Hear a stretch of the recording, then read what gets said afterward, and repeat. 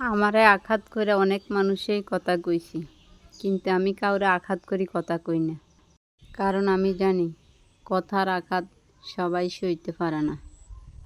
আপন মানুষ কষ্ট দিছে, প্রিয় মানুষটা বেইমানি করছে, তারপরেও মনে দুঃখ নাই। দুঃখ শুধু একটাই, কে আপন কে পর এটাই চিনতে পারি নাই।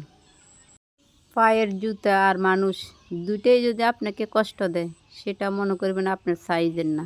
সম্পর্ক ধরে রাখার জন্য লড়াই করতে হয় না। কিছু মানুষ জীবনের শিক্ষা হয়ে আসে, সঙ্গী হয়ে না। যেমন ছোট জুতা যতই ছোট হোক না কেন, এটা পরে কখনো হাঁটা যাবে না। এমনি ভুল মানুষের আঁকড়ায় ধরলে জীবনে শুধু কষ্টই বাড়ে। তাই নিজের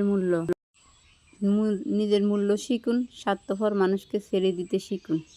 কারণ আপনার জন্য ঠিক মানুষ ঠিক সময়ে আসবে।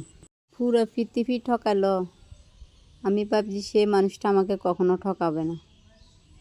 কিন্তু কাউকে যে অন্ধের মতো বিশ্বাস করতে নেই, সেই মানুষটা আমাকে বুঝিয়ে দিল। সুখের খুঁজে যারা দূরত্ব বাড়িয়েছে, আল্লাহ তুমি তাদেরকে সুখে রেখো। আমি কোনো অভিযোগ করি না, শুধু একটা দোয়া রেখেছি, সে যেন সুখে থাকে। অভিশাপ দিব না, তবে তুমি যদি মনে করো তুমি আমার সাথে যা করেছো তা ঠিক কাজে করেছো, ভালো করেছো, তাহলে এমন ভালো যাতে তোমার সাথেও হয়। মাঝপথে কখনো থেমো না। যদি এতটুকুই আসতে পারো, আরও এগিয়ে যাও। মানুষ শেষ ধাপের আগে হাল ছেড়ে দেয়, ঠিক সেই শেষ ধাপে লুকিয়ে থাকে তোমার সফলতা। তুমি একদিন ঠিকই বুঝবে না পাওয়ার যন্ত্রণা কেমন হয়। তুমি যখন আমাকে নিয়ে খেলা করেছিলে, আমার সরলতার সুযোগ নিয়ে আমার জীবনটাকে ধ্বংস করে দিয়েছ, তেমনটা যখন তোমার সঙ্গে হবে, তখনই তুমি বুঝতে পারবে কাউকে ঠকানো কতটা কষ্টদায়ক। সবাই ভালো থাকেন, সবাই পেজটা ফলো করে দিন। যারা যারা ভিডিওগুলো দেখেন, হয়তো কারো জীবনের সাথে অনেক স্মৃতি জড়িয়ে আছে। কেউ অনেক কিছু মুখে বলতে পারে না, অনেক কিছু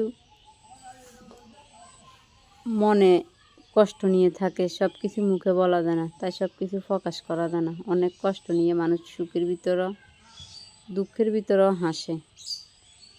আর যে প্রতারকগুলো যার সাথে এমন করে, সে কখনো সুখী হতে পারবে না।